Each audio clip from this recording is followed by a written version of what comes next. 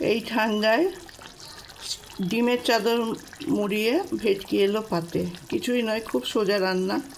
ভেটকির fillet নিয়ে আসতে হবে, সেগুলোকে ভালো করে ধুয়ে কড়াইতে ঘি আর সর্ষের তেল মিশিয়ে দিয়ে ভেটকিগুলো এপার ওপার করে হালকা ভেজে নিতে হবে। ওই ভাজা অবস্থাতেই ডিমের গোলা তৈরি করতে হবে। তৈরি করে তার মধ্যে একটুখানি রসুন কাঁচা লঙ্কা দিয়ে দিতে হবে, দিয়ে ডিমের গোলাটা দিয়ে ভেটকি মাছগুলোকে কভার করে দিতে হবে।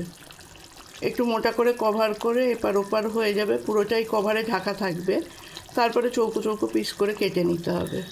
নিয়ে আর একবার ভালো করে ভেজে নিয়ে আদা পেঁয়াজ রসুন কাঁচা লঙ্কা টমেটো গোটা গরম মশলার গ্রেভি তৈরি করে সেটা ওই তেল ঘিয়ের মিশ্রণে দিয়ে ভালো করে ভাজতে ভাজতে যখন ওটা তেল ঘিটা ফুটে উঠবে, ভেসে উঠবে, তারপরে নুন মিষ্টি হলুদ দিয়ে ভালো করে নেড়ে চেড়ে এগুলো দিয়ে ফুটিয়ে নিতে হবে।